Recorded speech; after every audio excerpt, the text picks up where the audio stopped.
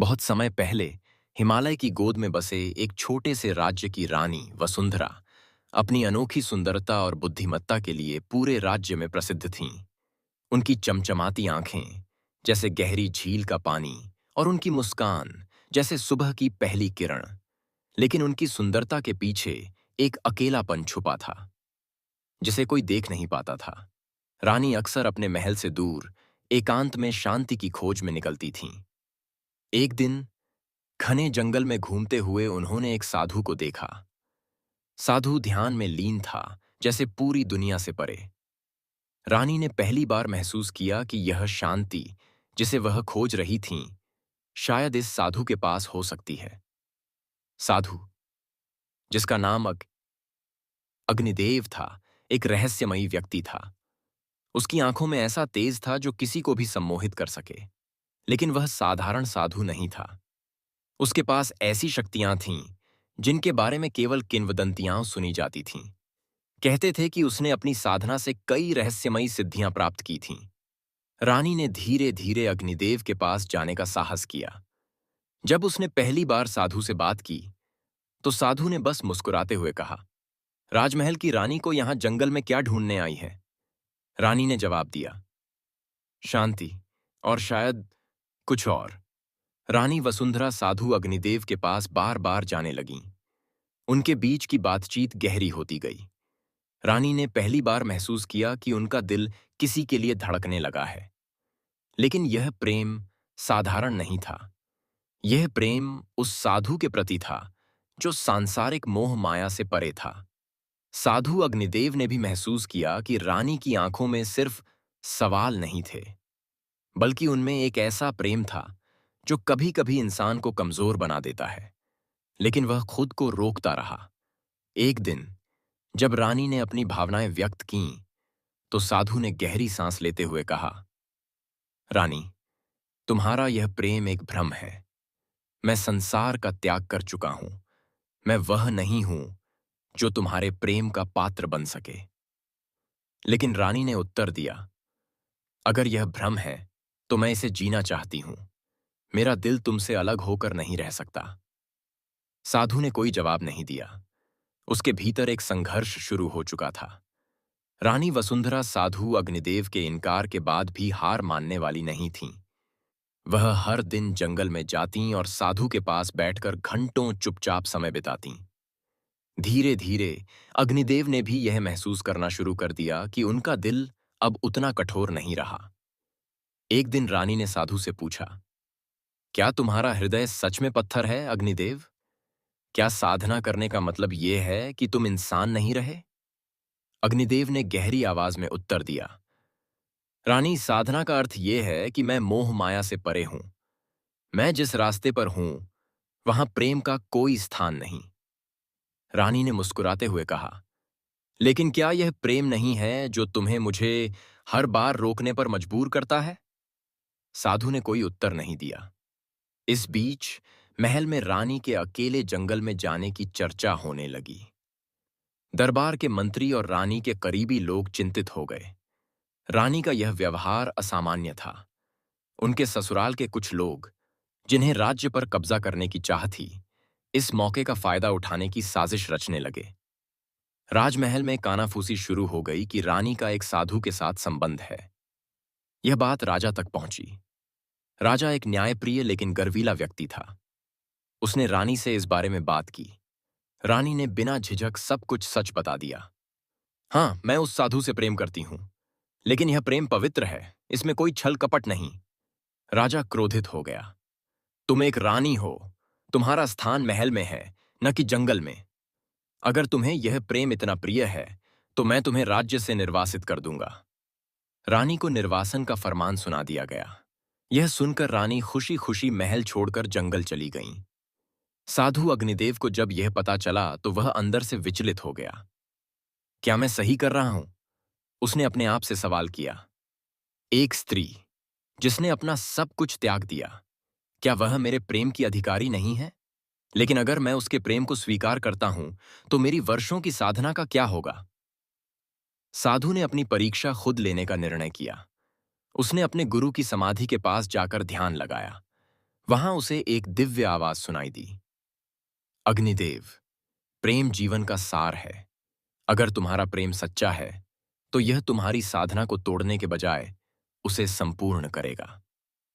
महल में रानी के निर्वासन के बाद राजा को एक गुप्त संदेश मिला। यह संदेश रानी के विरोधियों की साजिश का सबूत था। राजा को पता चला कि रानी को बदनाम करने के पीछे महल के कुछ लोगों की साजिश थी। राजा को अपनी गलती का एहसास हुआ। उसने तुरंत अपनी सेना को भेजकर रानी को वापस बुलाने का आदेश दिया। रानी वसुंधरा अब जंगल में अग्निदेव के साथ एक छोटी सी झोपड़ी में रह रही थीं। उन्होंने महल की हर सुख सुविधा को त्याग दिया था।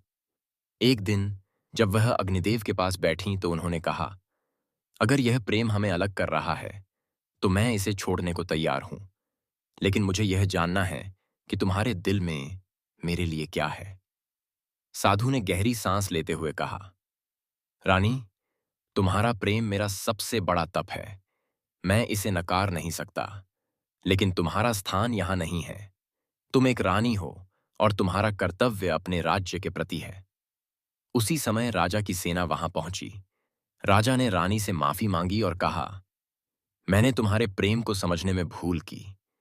मुझे पता चल गया है कि तुम्हारा प्रेम कितना पवित्र है। रानी वसुंधरा ने साधु अग्निदेव की ओर देखा। क्या यह प्रेम वास्तव में हमारी आत्मा को शांति दे सकता है? साधु ने मुस्कुराते हुए कहा, शांति प्रेम में है और प्रेम में ही शांति है। लेकिन हमारा प्रेम अब इस संसार से ऊपर उठ चुका है। यह अमर हो चुका है। रानी ने महल लौटने का निर्णय किया, लेकिन अग्निदेव ने अपनी साधना को जारी रखने के लिए जंगल में ही रहने का संकल्प लिया। उनका प्रेम अमर था और यह अमरता ही उनकी जीत थी। रानी वसुंधरा के महल लौटने के बाद उनके और साधु अग्निदेव के प्रेम की कहानी धीरे धीरे राज्य भर में फैल गई। कुछ लोग इस प्रेम को पवित्र मानते थे, तो कुछ इसे रानी की प्रतिष्ठा पर धब्बा। महल में रानी का लौटना सभी के लिए सामान्य नहीं था। दरबार के कुछ मंत्री और राजा के परिवार के सदस्य अब भी रानी के खिलाफ षड्यंत्र रचने में लगे हुए थे। वे रानी के प्रेम को कमजोर बनाने के लिए नई नई साजिशें कर रहे थे।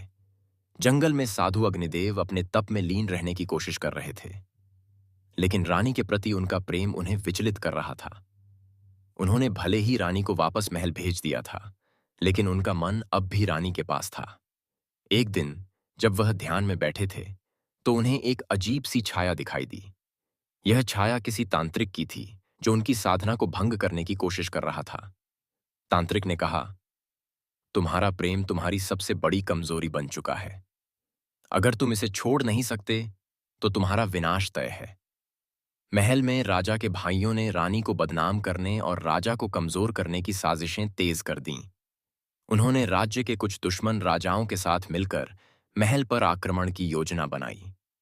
एक दिन रानी वसुंधरा के कक्ष में एक जहरीला सांप छोड़ दिया गया, लेकिन रानी समय रहते बच गईं। उन्हें एहसास हो गया कि महल में कुछ लोग उनके खिलाफ हैं। रानी ने जंगल जाकर अग्निदेव को अपनी समस्याओं के बारे में बताया। यह समाज हमें कभी स्वीकार नहीं करेगा, रानी ने कहा। अग्निदेव ने गंभीर स्वर में कहा, अगर प्रेम सच्चा हो तो इसे किसी स्वीकृति की आवश्यकता नहीं होती, लेकिन यह प्रेम अब हमारे दोनों के लिए परीक्षा बन चुका है। तुम्हें अपने राज्य की रक्षा करनी होगी और मुझे अपनी साधना की। रानी ने पूछा, अगर हमें समाज के खिलाफ खड़ा होना पड़ा तो क्या तुम मेरा साथ दोगे? अग्निदेव ने वचन दिया, अगर तुम्हारा जीवन खतरे में होगा तो मैं अपनी साधना को त्यागने में भी संकोच नहीं करूंगा। उधर वह तांत्रिक जिसने अग्निदेव को धमकी दी थी, रानी के दुश्मनों के साथ मिल गया। उसने एक ऐसा मंत्र तैयार किया जिससे अग्निदेव की शक्तियां कमजोर हो जाएं। उसने जंगल में एक रात अग्निदेव के आसपास एक अदृश्य जाल बिछा दिया जो उनकी साधना को कमजोर कर रहा था। अग्निदेव को धीरे धीरे यह महसूस होने लगा कि उनकी शक्तियां कम हो रही हैं। उसी समय राजा के विरोधियों ने महल पर हमला कर दिया। राजा युद्ध के मैदान में थे, लेकिन रानी को महल में बंद कर दिया गया। दुश्मनों ने रानी को बंदी बनाने की योजना बनाई। जब यह खबर जंगल तक पहुंची तो साधु अग्निदेव अपनी साधना छोड़कर सीधे महल की ओर भागे। उनके लिए अब रानी की सुरक्षा सबसे बड़ी प्राथमिकता थी। महल पहुंचते ही अग्निदेव ने अपनी शेष शक्तियों का उपयोग कर दुश्मनों का सामना किया। लेकिन उनकी कमजोर होती शक्तियां उन्हें लंबे समय तक लड़ने नहीं दे रही थीं। रानी ने जब यह देखा तो उन्होंने खुद दुश्मनों के सामने खड़े होकर अपनी बहादुरी दिखाई। राजा भी युद्ध से लौट आए और दुश्मनों को हराने में सफल हुए। लेकिन इस लड़ाई के बाद अग्निदेव गंभीर रूप से घायल हो गए। रानी ने उन्हें अपने कक्ष में ले जाकर उनकी देखभाल की। घावों से उबरते हुए अग्निदेव ने कहा, यह प्रेम अब हमें हमारी जिम्मेदारियों से दूर कर रहा है। मैंने अपनी साधना खो दी और तुमने अपने राज्य का सम्मान। हमें इस प्रेम को अब आत्मा में स्थान देना होगा, न कि इस संसार में। रानी ने आंसू भरी आंखों से कहा, अगर यह प्रेम तुम्हारे लिए बलिदान का रूप ले चुका है तो मैं इसे सहर्ष स्वीकार करती हूं। अग्निदेव ने अंततः जंगल लौटने का निर्णय लिया। लेकिन इस बार उन्होंने रानी से वादा किया कि जब भी राज्य या उनका जीवन संकट में होगा, वे हमेशा उनके साथ खड़े रहेंगे। रानी ने अपने राज्य की प्रजा के प्रति समर्पित होकर शासन किया और एक आदर्श रानी बन गईं।